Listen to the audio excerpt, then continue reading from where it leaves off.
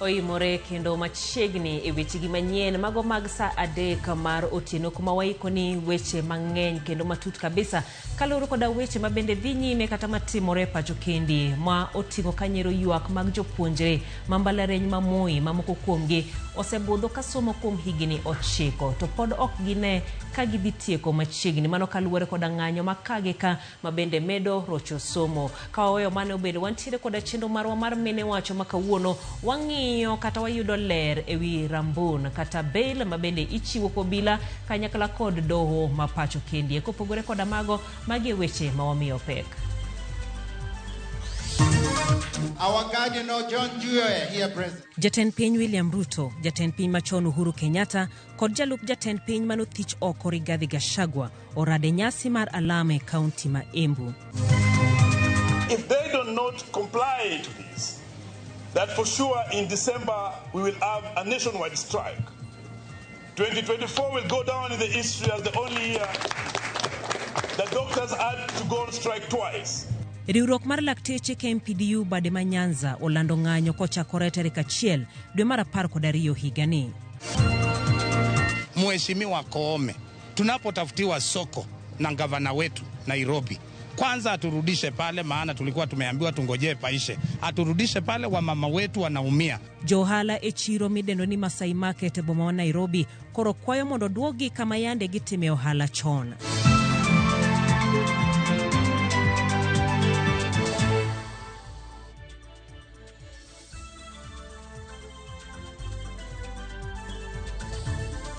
Arwaki mondi bed koda nyaka giko machieno ni nyinga jaelieta jaloko marwa en Elizabeth Otieno par bende ni ote magi ichwalo koka ilai maro mar ote machok mabende en 2-3-0-0.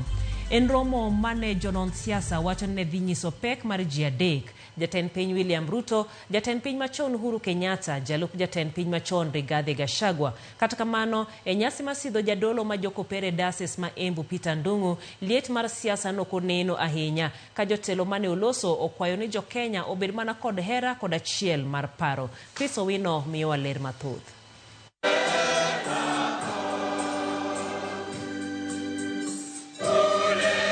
Nyasi mar sidho jadolo mar 4 mar jokopere Diocese ma Embu Peter Kimani Ndung'u obedo siwandha mar kelo kanyakla jotelo mag siasa ma osebedo ka ok nere wang' gi wang' e pacho kae.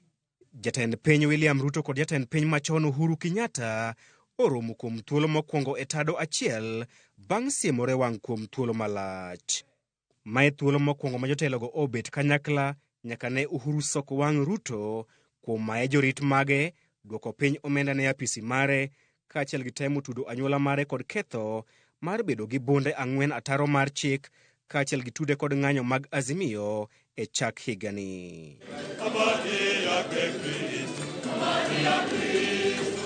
Kata kamano, Uhuru mane nenore ka chunye opong' gi mor oyudo rwak masironyo kowuok kuom jopiny samoro amora mane oluong nyinge kendo kwayo jotelo ma pacho kae mondo oyal injili mar kwe, achiel mar oganda jo Kenya, luor e kindgi kaachiel gi weyo siasa mag akwede. Tuombee nchi yetu. Tuombee amani. Tuombee uwiano kati ya viongozi na wananchi. Tuache mambo ya ukabila na tupendane. Sisi wote ni wa Kenya. Na Kenya haiwezi kufaulu watu wakiwa na utengemano, wakiwa watupiana maneno, wakiwa hawaheshimiani. Vile tumesema bishopu hawaheshimu, nyinyi mutarudisha hiyo. So viongozi pia muheshimu wananchi na watarudisha hiyo heshima. I pray and I plead with the church to continue praying for our country that we may live in peace, harmony. We may have a secure country so that we can be able to worship God and raise our families in the country that God gave all of us. Uhuru omoro jo Kristo mane oyuoro e nyasino bang' wacho ni kindegi onge weche mang'eny kendo ong'icho mana kod wang'e. Mimi sina mengi ya kusema. Najua mimi sasa siku hizi mimi sina mastori mengi. Mimi naangalianga tu TV.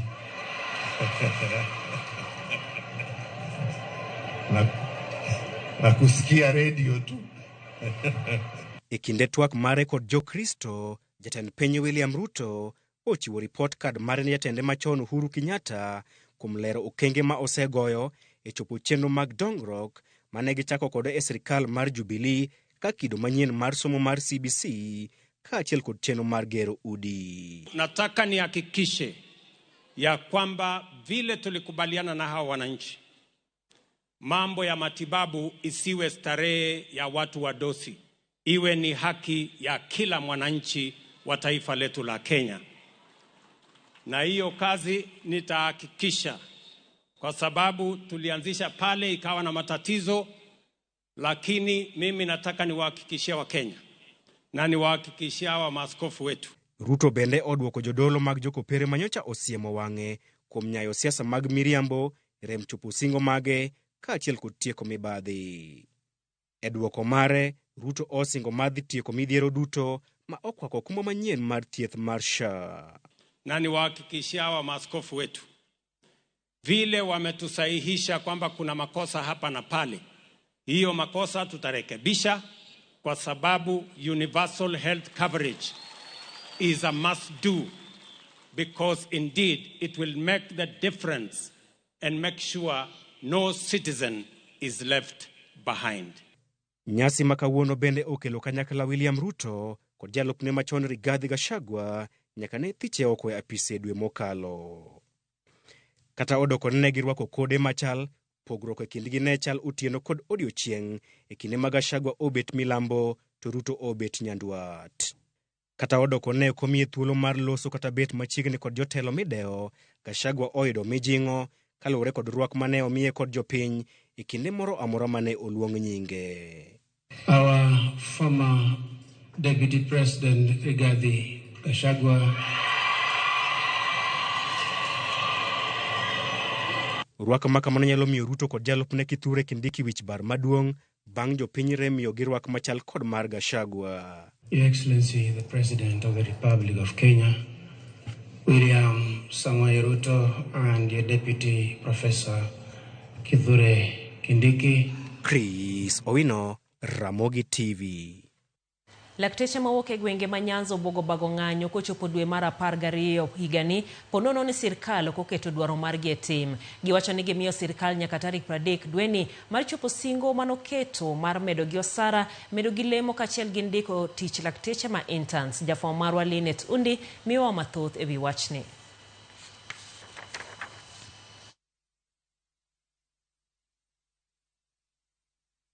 Mar lakteche mawuok e gwenge ma Nyanza, jagoro maduong' mar KMPDU David Atela owacho ni gidhi riwore gi lakteche mamoko ma pachoka kendo gimiyo sirikal ndalo 14 mar chopo singo mane giketo e kinde mane lakteche obago ng'anyo dwe mar 5 pachoka. That all the things that we agreed regarding payment of the basic salary arrears, regarding instituting the same in our payslips, regarding payment of the interns who are wallowing with disillusionment in the hospitals, who are suffering, who are frustrated, regarding the promotions, that for sure in December we will have a nationwide strike. We are issuing a warning shot, what we call a bad shot. Migori County, we are going to have a strike in the next 14 days. Giyuak ni piny owacho ojwang'ogi kendo ok dwar chopo singo mane giketo, mano miyo gichungo ng'anyo mane gintiere godo motelo higani. We are saddened that to date, almost 4 months after a strike, county governments have given our return to work formula a wide berth. County governments have abandoned their children. County governments have abandoned their workers. And there is a common feeling across each and every branch that government has dishonored the agreement that we signed with them. Omedo ni kata bed ni gisetemo twak kod jotend counties magitie, onge ng'ama osewinjogi. Despite our pleas, despite our diplomacy, we have been faced by doors being shut on our faces.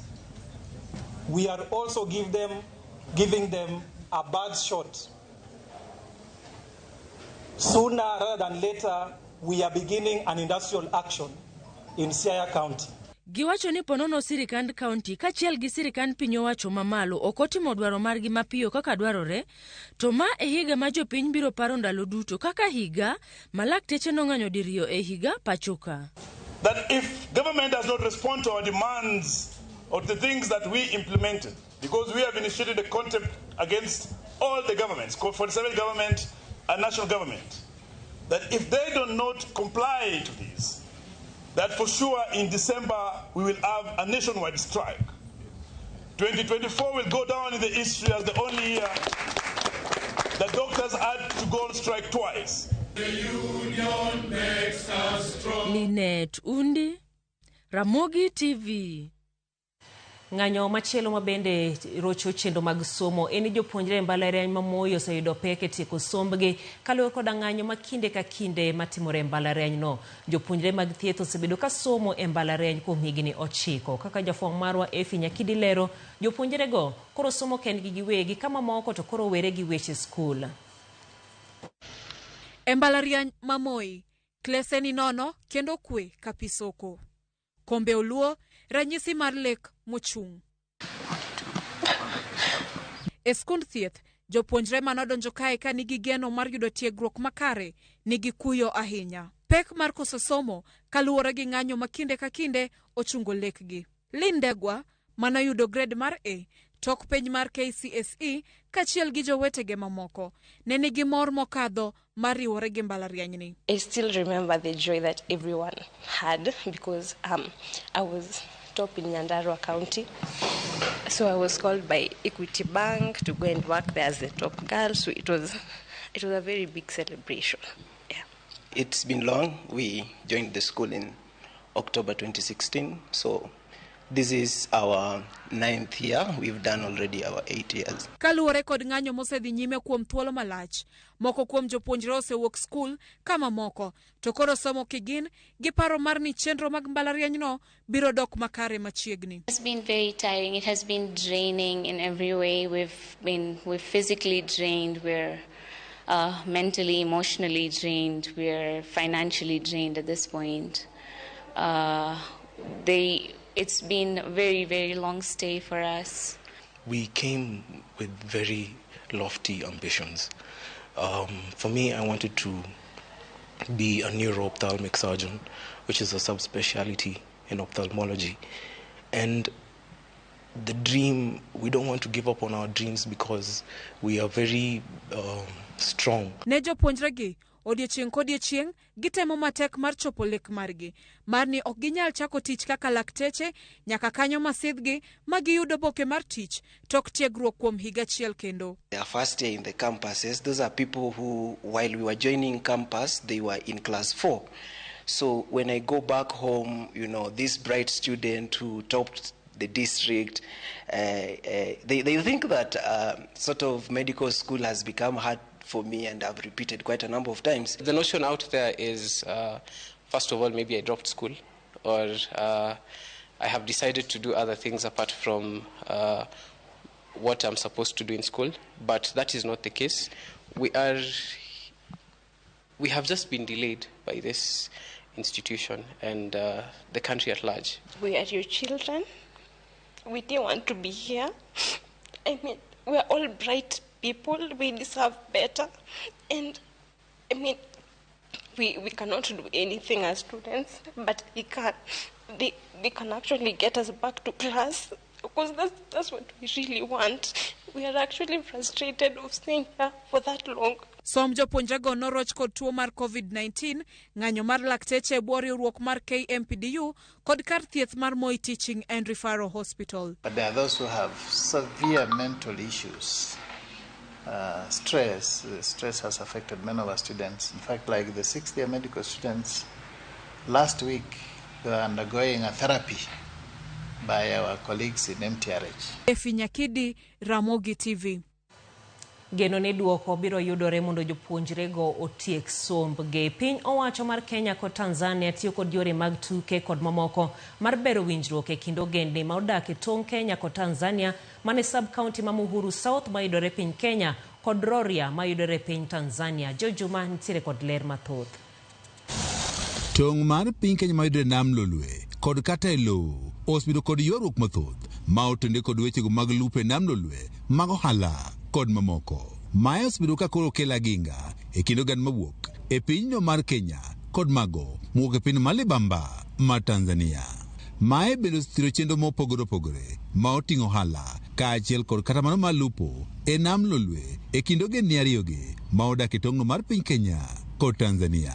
Tong' Kenya kod Tanzania ma oyudore sub-kono ma Nyatike gin moko mago mosebedo kod ywaruok e weche mag lupo kod mamoko. E okang' mar tieko ywaruokni kendo jiwo winjruok makare e kind ogendni ma odak e tong' pinje ariyogi, tend arita kwe mogwego mag Rorya e pinyno mar Tanzania kaachiel kod man mawuok e gwego mag Muhuru South e piny Kenya ka otende kod jodak dhi nyime kod loso winjruok makare e kindgi ka gitiyo kod weche tuke kaachiel kod mamoko. Gimokelo kawuono kaka mpira ni anyalo kwayo ni jo piny ma Tanzania bende wabro luongogi umbende gibi Kenya mondo arita mar kwe mae aluora kata mae boda obed maber nikech washare kod jo Tanzania gik mang'eny machalo nam, wariwo kodgi nam. Jo Tanzania makelonwa chiemo ng'enyne, gikelonwa gik machalo makaa watiyogo kocha mar chweko. Lengo letu hasa ni kuimarisha ushirikiano ulioko kati ya wilaya hizi jirani. Nyatike iko Kenya, ni jirani zetu, na Rorya iko hapa Tanzania. Na lengo letu hasa ni kama nilivyosema ni kudumisha ushirikiano, undugu na urafiki. Uchumi yetu itapata boost ile tunahitaji, na pia tunatembea na viongozi na viongozi wa Rorya na viongozi wa Nyatike South wanapata fursa ya kuongea pamoja ili tuendelee mbele kama nchi zote mbili wenye tuko kwenye ile jumuiya ya East Africa. Nashukuru sana kwa wenzetu kuwakaribisha kuja kwetu hapa ili kujengeana heshima na ujirani mwema.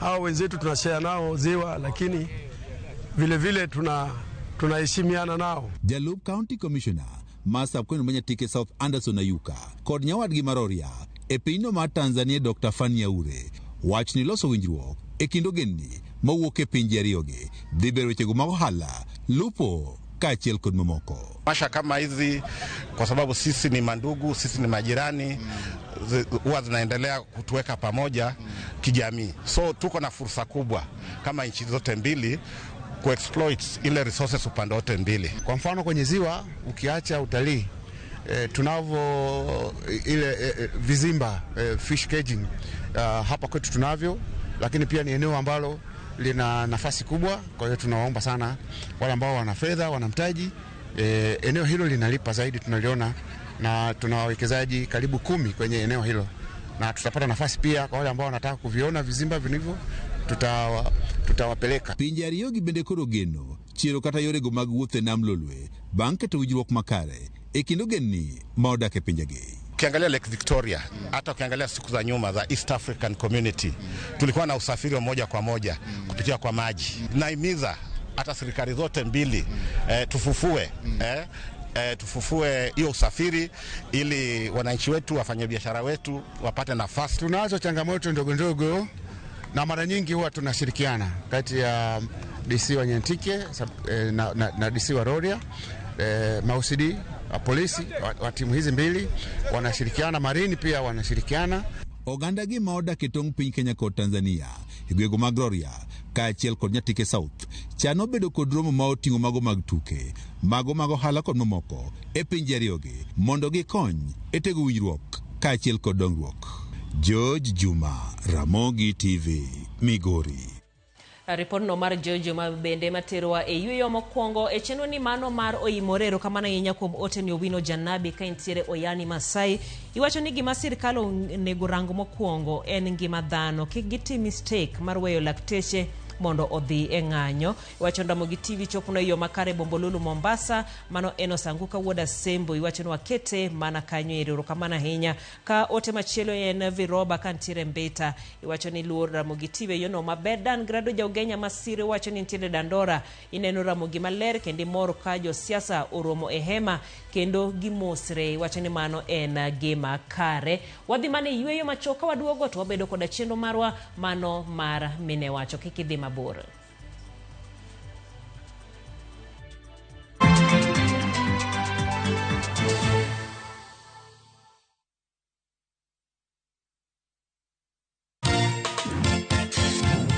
Jokanana muntie, jodola untie, gwenge luo Nyanza nigi mor mapoko dwarone. Ngamodo chapat? Omund. Osiep chunya. Mamogo ni otni. Osho manya kichimi hotel. Mogo mana nyiew no tama. Mogo no asete matema dwalo. Otek. Onyi kolweta. Chapat moko machamo ge machara chala chapat gi mit to yom. Apuonyo ni madhe tedo chapat mayom. Kuna na nyiew ga chapat kai tatereo. Chapat na chapat. Itido ga chapat ka. Donga matu ga chapat ka yawo. Ichamo ga chapat. Utenda ni johero nikech mogo matero. Mogo mar don. Oyom. Opela ne. Otedo mandas. Otedo nyaka sambusa. The lost kodo o.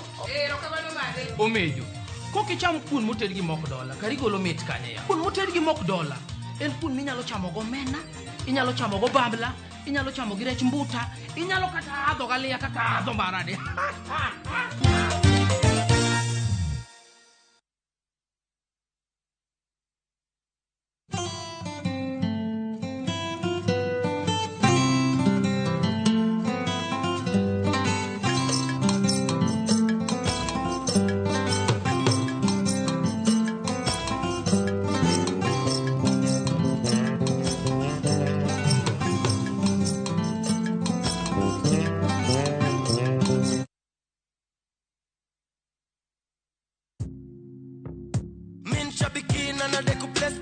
My name is John Dungo Mwangi from Subukia. I've been participating in Aviator for quite some time. I've been praying that one day luck will be on my side. I will continue playing because there are stakes there that are higher than what I got. I won big on Shabiki Aviator. Changamkia Aviator on Shabiki.com. Not for persons under the age of 18. Authorized and regulated by BCLB license number 428.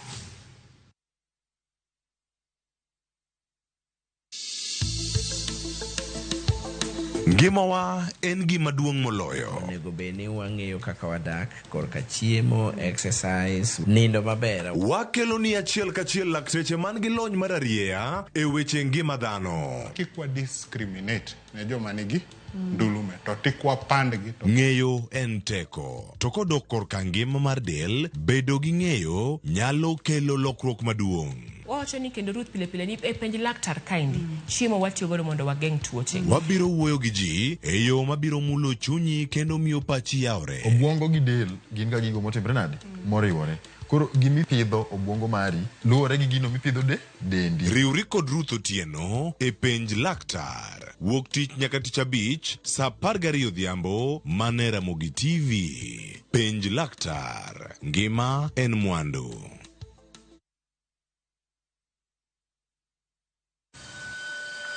Kote nchini mbele tuendelee, mbele Kenya twende mbele, Kenya twende mbele. NCBA, go for it.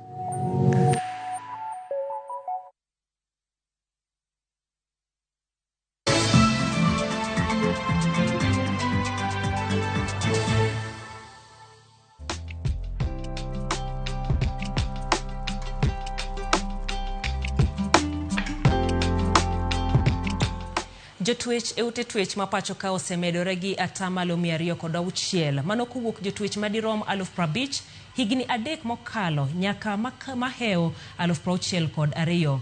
Kwan jogo mantiere rimanda marito buchegi mondo yal kata kamano bende pod ni malo mamiyo doho ma pacho ka kod jokanye migawo marieyo timbe oganda timo campaign mar tieko dhogruok jotwech. Achiel kuom yorego en kokalo nono yore mag chiwo rambun kanyakla kod bond. Report mar riwruok mar National Crime Research Institute yango ni thoth jopiny kod obila onge ng'eyo malong'o ewi chike mag rambun. Madwa konyo wang'eyo chikni makare wantiere koda okil mano Sharon Omolo e chenro ni mar mine wacho. Ka Sharon nitiere e studio wa Kisumu. Imore Sharon idhi nade? Oimore ahinya Jain, adhi maber. Erokamano ahinya matudi kodwa gi odhiambo makawuono. Gima bende thoth ji penjo en pogruok e kind bail gi bond, gino ma bende joluo wacho ni rambun. Inyalo pogono to bail en mane to bond en mane tichiwo gi kinde mage? Abro chako gi bail, Jain. Bail en gino ma inyalo... Bail en chudo moramora ma inyalo chiwo mondo mi ng'ano ma bomak ma en either ni e station mar obila kata ni e doho mondo mi owe. Bail nitie nyadiriyo, nitie michiwo gi obila to nitie michiwo e doho. Bond on the other hand, Jain, en andiko ma iketo e kind ng'ano ma odine to gi doho mondo mi owe thuolo kapod iyalo buche. To kidhi korka bond, inyalo yudo bond either with surety kata without surety. Kata ni with surety, surety en kaka jachung'. Inyalo bedo gi jachung' machung'ni mondo mi owe iyal ka intiere gi oko. Kata inyalo bedo gi surety, inyalo bedo gi security. Security en chiwo. Chiwo ma inyalo miyo doho ma inyalo chung' e kaka ranyisi ni ibiro biro e court. Ka idok e gik moko ariyo gi Jain, bail inyalo chiw either gi police kata gi doho. Lakini bond tinyalo mana chiwo e doho. Mana ka wadok ir bail ma bende ichiwo go bila. Nitiere kuonde moko kata kinde moko iwacho ni e chike mag apaya ahinya kiketho chike mag apaya sama koro obila ma traffic ochungi to yudo ni nitiere koda ketho. Gi kanyo onyalo ndiko di bail michul gi kanyo koso nyaka idhi e tesend obila kone ma koro ichule.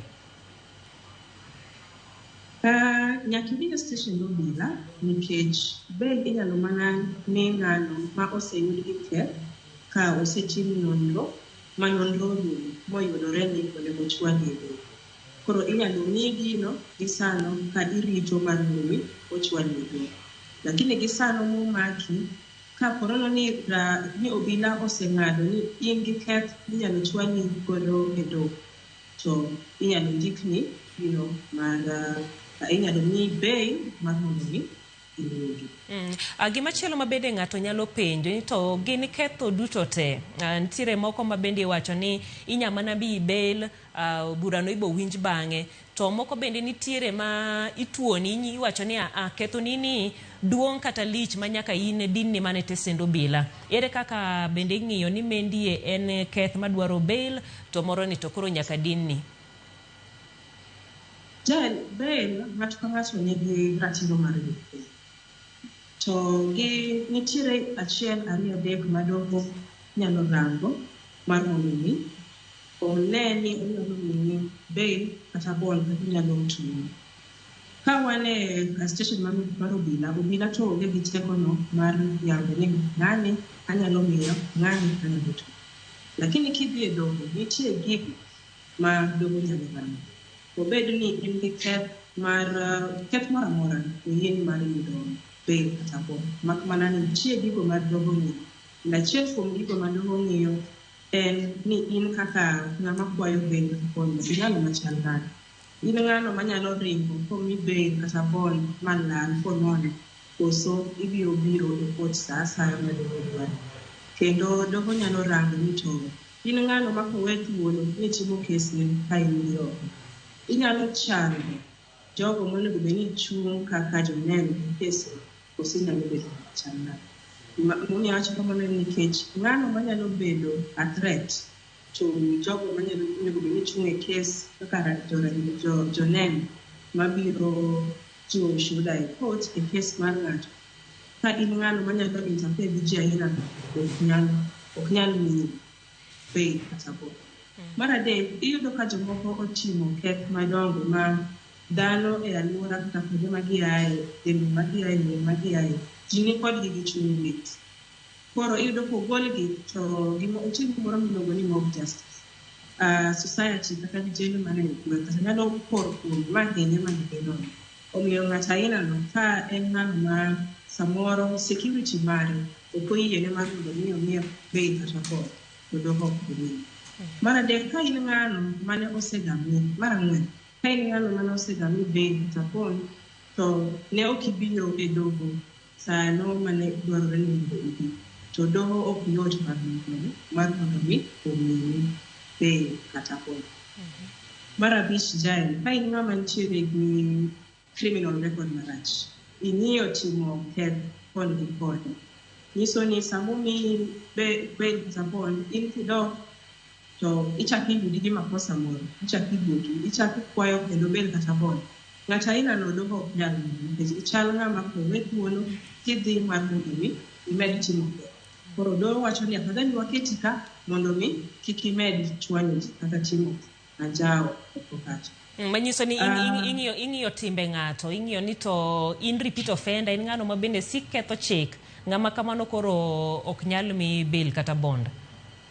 Ng'ama kamano ok yot mar mondo mi kot omiye bail kata bond nikech mago e gigo mag got rango. Nyiso ni sama omi ng'ato bail kata bond, nitiere gigo ma bende the court expect ni mondo otim. Nitiere expectation ma doho ni godo kuom. Doho expect ni ibed ng'ano ma nigi bona, kik injaw ji, kik ibed ng'ano ma kelo ni ti medo timo anjaw, kik iringi, ibedo ng'ano machal ng'ama loyal. Sasa midwari tibiro, ibedo ng'ano ma nigi bona, imed timo anjaw. Erokamano ahinya. Kaito bende koro sama koro wuoye wach bond ni, wacho ni thothne en gino ma bende court timo, to iwacho ni onyalo biro kaluwore koda oboke ma intiere gondo. Bond ni sama koro oket nigo kata omigo e court, ang'o gini ma inyalo keto mondo okonyi? Mano koro wawacho ni security. Chiwo minyalo miyo court mondo owe thuolo. Inyalo bedo gi payslip, inyalo mar ng'atno ma nitiere employment mar sirikal kata recognized private institution. Ok inyal bedo ni ichiwo ne court. Wawuondre ni nitie kata mama pima kiosk. Wawuondre ni gin gi payslip. Ng'ata aina no ok nyal wuon ni kawo payslip ne nitiere dogo golo ng'ano odin mano ok nyalre. Either in civil servant kata ng'ano mantiyo gi recognized private institution. Mar ariyo, inyalo keto title deed mar law. Mar adek, bende inyalo keto logbook mar mtoka kata mar pikipiki. Lakini sami keto gi jael, nitiere giko mabe dwarore. Ok inyal biro gi title deed, for example, kata logbook mora mora to doho yieni. Number one, wuon title deed ema nyaka chiwe e court.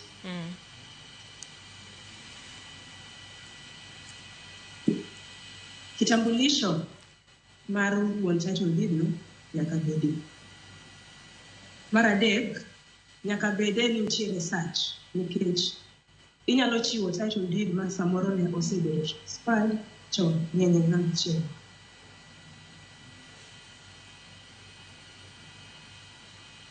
Omiyo magi gik ma nyaka ibed godo mondo gipot omi thuolo mar oko Atimo mos Sharon, mana kaka iwacho kanyo ni nyaka obed payslip, to ok en payslip ma ng'ata en jalno ero ma bende tiyo gi sirikal kata organization riwruok moro amora ma bende piny owacho puodho. Koro mae an kaka ng'iye en mano ma bende miyo joma moko pe kata oweyo jomoko oko. Nikech jogo eko nitie gi jogi matiyo gi sirikal, inya yudo ka tin kabisa. Koro ne joma onge payslip mano mar joma tiyo gi piny owacho, gin koro gidong kanye, nikech kata ibo yudo ni mondo ng'ato yud logbook mar gari kata ng'ato yud kata title deed mar lo, pek nitiere. Gik moko adek gi ing'iyo ka gima weyo jomoko chien mowinjo bed ni yudo rambun kata bond ni. Pole, aparo ni wach homa ma bende dhi mbele gi kinde ni atimo mos Sharon Kanyero ka bende pod omodho pi kanyo, mana ler ma bende pod wamedo chiwo kata twak ma wantiere godo ewi twak ni mar ler ewi rambun ma bende ichiwo tichiwe nade, ting mari kaka jalno ero ma bende nitiere koda ng'at motwe kata diponi in owuon inyalo bedo ni idhi ataro mar chik ti yudori kachacha, chikegi gin mago eko ma bende nyalo konyi mondo ing'e ratiro mari ewi rambun, ka bende rabundo kosemi ibende intiere koda ting ma bende nyaka ikaw mondo piny owacho kik bed ni koro luwi ni ina chich ma koro ilaw kod serikal. Sharon, ka intiere kare to wanyalo dok iri.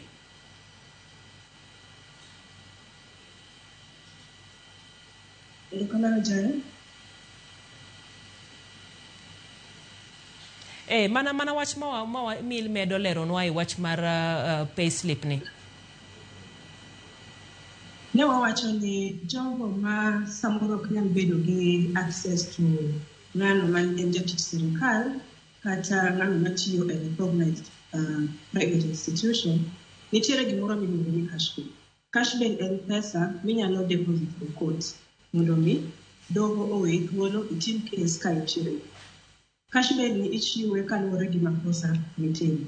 Wawuondre ni omaki gi keth mar wano nyamburko ma en war kata tulo. Ibro kwayi mondo iket deposit mar cash bill malure gi ketho ma oyudi godo.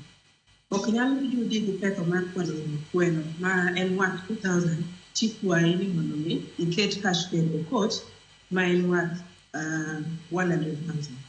En gima nyaka bed commensurate kata nyaka lingana gi ketho ma oyudi godo kaka ngano. Kower wach mar security, ne wawacho bende ni nitiere surety. Surety bende inyalo tigo gi jogo ma onge gi access to anybody mantiere recognized employment gi recognized institution kata public service. Jachung', surety en jachung'. Ng'ano manyalo biro e court masingre ni sa asaya midwari e court, obro hakikisha ni biro kendo ichopo miyalo case ni nyaka chieng' moro orumo. Surety bende ok en ng'ata ng'ata ma nyalo bedo surety. Nitie gigo ma court rango kapok okawo ng'ato kaka surety mar wadgi. Nyaka bed ng'ano manitiere ma en ng'ama ng'ama, a person of age 18 years and above. Nyaka bed ng'ano ma bende nigi akili man kare. Ok inyal kawo ng'ano ma wiye chal ma odengre matin tikelo mondo bed kaka surety mari. Mar adek, nyaka bed a Kenyan citizen, nyaka bed ja-Kenya. Ok inyal kawo foreigner tikele mar mondo obed surety mar ng'ato e court. Momiyo gigo irango en nikech sama ibedo kaka surety, chal ng'ama timo andike gi court. To ile ka pile ng'ama timo andike gi wadi, nyaka i understand ni donjo gi gima chal nade, nikech sa moro amora ma ng'ano michung' ne kaka surety ok nyal yudo to in emimaki. Yes. Erokamano. Nyaka understand ni en gino aina mane midonje, emomiyo gik moko ainago requirements go nyaka bedi. Mago gik ma court kare. Erokamano ahinya. Sharon, ka watieko, sama koro buchi orumo, awach ni koro oweyi kata otweyi, pesani, surety ma bende chiwo kata documents ma bende iweyo gi serikal, ibo duogni kosango matimore gi dakika achiel ka watieko. Situations in adek jayo, nitiere kar surety, nitiere security, to nitiere gi cash bill. Sama kes orumo, kes nyalo rumo nyadi riyo. Onyalo rumo ni owe mano maki kata onyalo rumo ni oyudi gi keth itumo. Koro wawach ni oyudi ni ionge gi keth iweyi. Kendo kionge gi keth iweyi, nyiso ni surety nyaka bed discharge, igonye thuolo. koro onge gino matwegi kes ni kata gido. The same thing bende timore gi security nyaka bende discharge, gino manikete court, obed title deed, obed logbook, iduoke ne wuon. Mar adek en cash bail. Cash bail samoro yudi ni onge gi ketho kata samoro cash bail iduoke. Erokamano. Atimo mosero kamano inyisa ni sawa oserumo kendo weche mamoko winjo bed ni koro donjo gi sani. Kata kamano mana kaka ni wacho weche mang'eny ewi rambuni pod ntiere ma wanyalo bedo ni walose wago erokamano maduong' mondo yudo thuolo mar mana chako nwa tok makamendi e weche mag rambuna. Geno ni pod wadhi yudo thuolo mamoko e kinde mabiro mbele mondo wamed dhi nyime koda twak machalo koda mendie. Mano kanyero okil Sharon Omolo mabende leronwa matut ewi wach mar rambun mano bail kata bonda mabende ichiwo kaluwore koda sirkal kata chike ma pacho kendie. Kawaduogo twadhi nyime koda weche mamoko.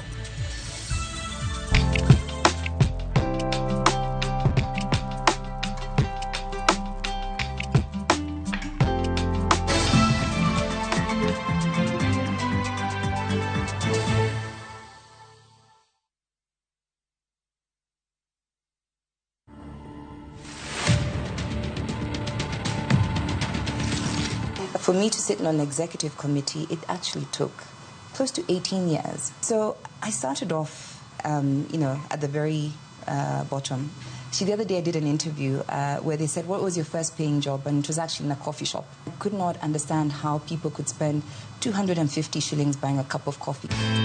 To watch this story and more, download the Citizen Digital app today. Kenya's #1 app, Citizen Digital.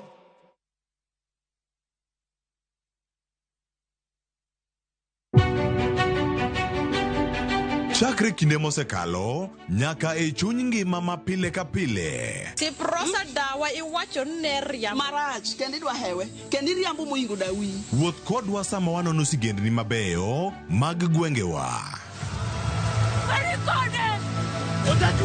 Ng'e ber kod rach, mor kod kuyo ma ng'ato nyalo yudo e wuodh ngima. Asai mama. Nasikwiri ni okan mama ukicheki lunga gi nying noero. Mama nyisi. Riuri kodwa mondo wane sinema mabeyo ahinya ma owinjore wawinj kendo wamorgo. Kendi ng'eno wono sipi mabeyo lakini nitie kuma kete mani. Winam Cinema Jumapil saa 2:15 otieno kod saa 4 otieno. Kik bai.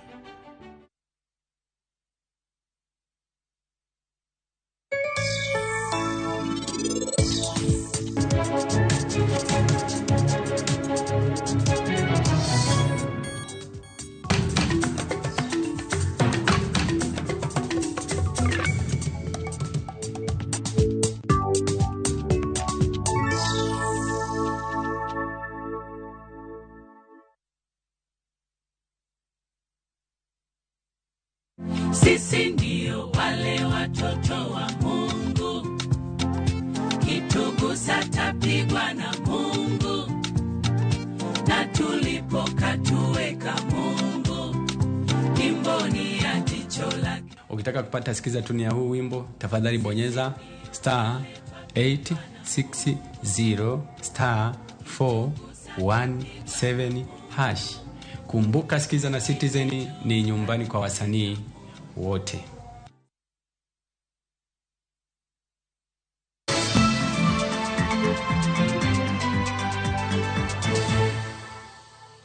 Machiegni kendo johala mag Masai Market koro dwaro mondo sirkal kaunti ma Nairobi kod sirkal mamalo oduogi chichgi machon manitiere bath doho maduong' mogik kata Supreme Court. Mae timore to koth mamedo chwe boma ma Nairobi rocho chenrogi mag ohala kawuono. Kaka jafwambo marwa Efi Nyakidi lero, tend chiro no bende dwaro mondo sirkal kaunti ma Nairobi ogenegi chiro mosiko kaka yorno matieko dar makinde ka kinde.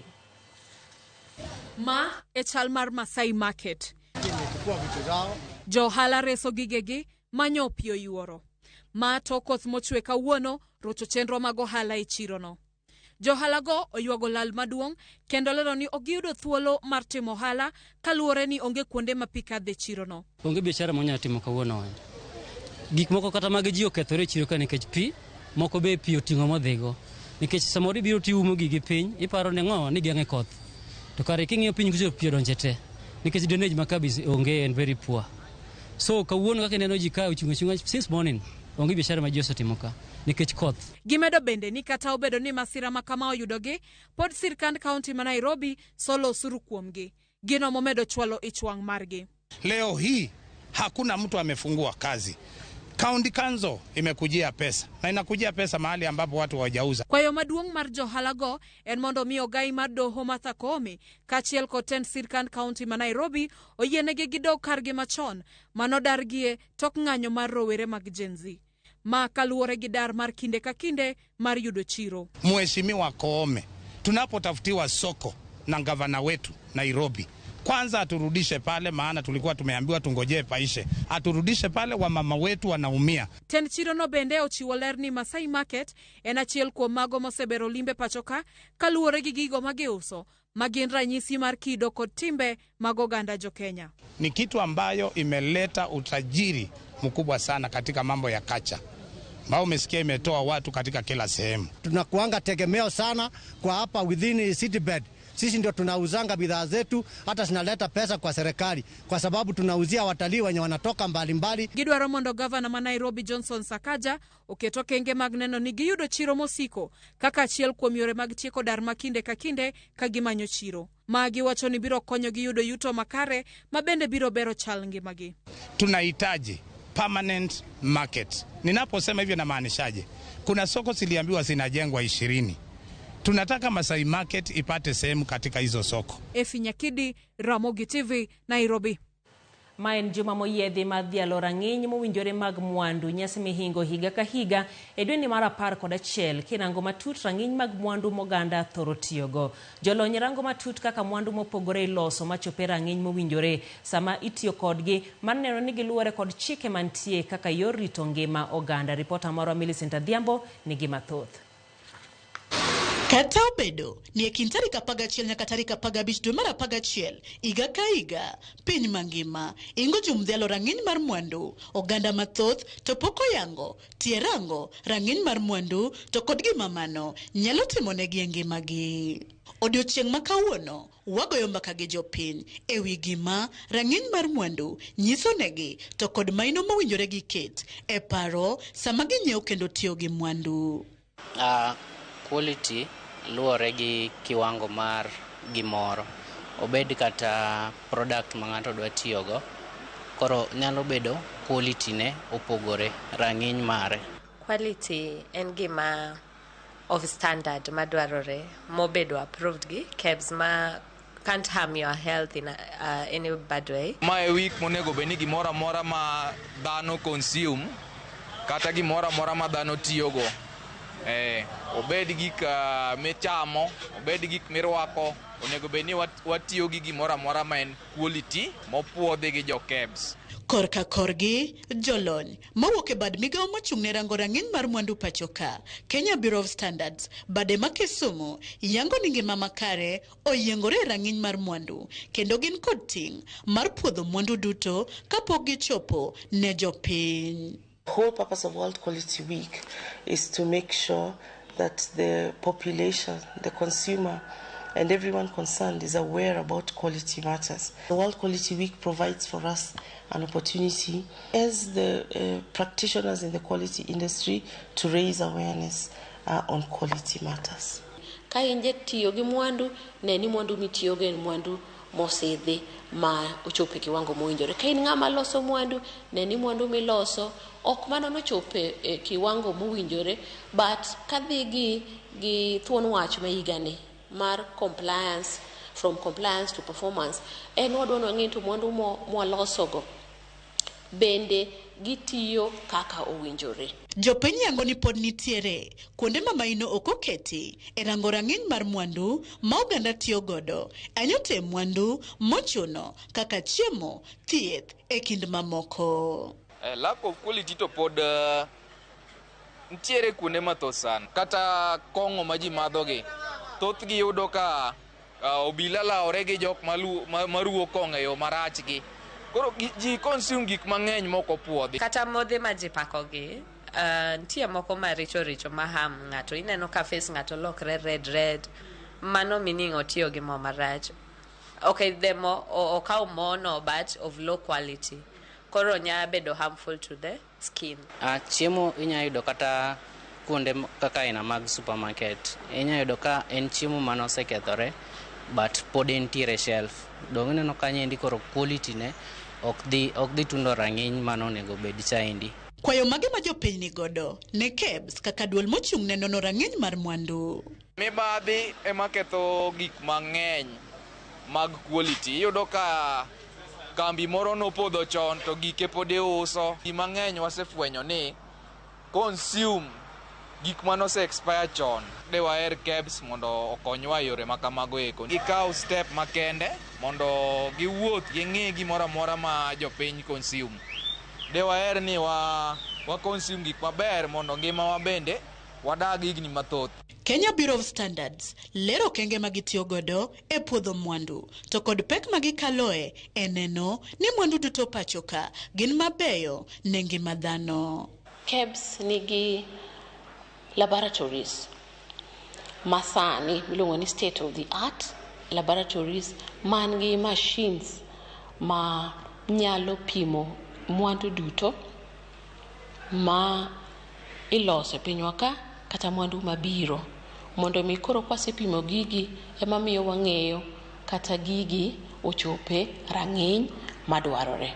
En thuolo mwakawo mondo wapuonjre mondo wamed riekni e weche mag quality gi nikech wang'eyo ni weche mag quality gi gin weche ma affect wa directly nikech kata en chiemo emichamo to en quality ma ok ochope kiwango mowinjore cha to samoro nyalo chandi. We must move from just insisting that the product complies to ensuring that the parameters that we are checking with regard to compliance are actually in line with what it is that is important for the consumer. Ewi mano gimedo lero ni jopiny nigi yore maginyalo fwenyo go mwandu ma ok ochope rang'iny madwarore. Buiwa kacha website wa www.kebs.org wasepedho alanga mwandu duto mosekalo lwetwa mobidhi kendo nie rang'iny mowinjore e gigo mosesidhi. Koro ibro oro message machuok e 20023 kioro gi SM# to gi namba no to ibro yudo duoko ni to mwandu no en ang'o to ng'ama lose to mwandu no be nigi barua matiyo mondo mi mwandu no bede e chiro ne jopiny mondo jopiny otigo. Wajibika na KEBS means that everybody is responsible. Everybody has a role to play and the consumer as well has a role to play. And therefore if somebody comes into your manufacturing site, into your shop and claims to be a KEBS official, you can actually check.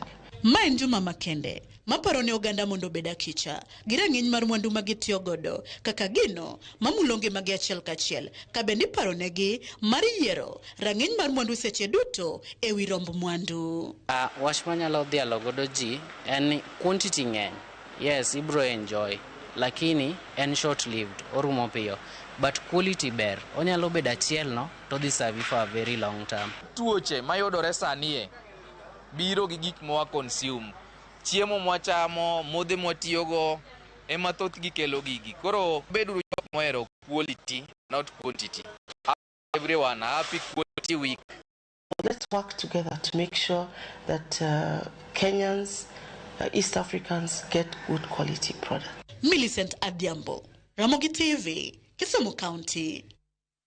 Chenro mar sambaza furaha na Safaricom maitayo kod kambino ochope kaunti ma Nakuru kawuono. Oganda mathoth nochodo mich kod mwandu mamoko e campaign mar wigi abich mabende osir kod kambi mar lendo mar Royal Media Services. Bang' ndalo auchiel e wuodh dhialo kambi mar Safaricom mong'ere ni Safaricom sambaza furaha e gwenge mag Homa Okak, chenro no orumo odiechieng' ma kawuono e kaunti ma Nakuru. E apaya johera mag Safaricom no yudo yuto madongo. Tumepatiana mbuzi wengi sana, tumepatiana kuku wengi sana, tumepatiana shopping ya Christmas. Na tunashukuru zaidi kwa udhamini wa Safaricom katika maadhimisho ya miaka 24 nasi pia vile vile katika kuwashukuru na kuzawadi wasikilizaji wetu, naweza nikasema kwamba umekuwa ni msafara wa kufana.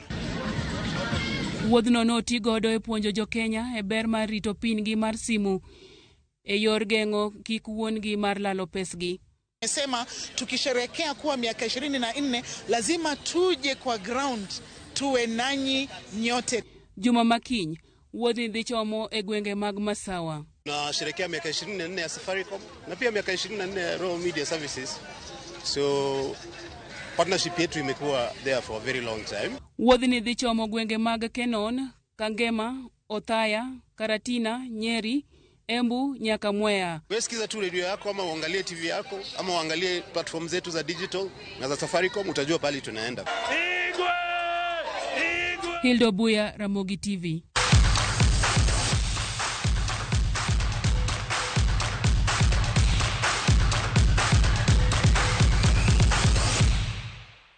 Machiegni pao tuke kumatima Kenya Harambee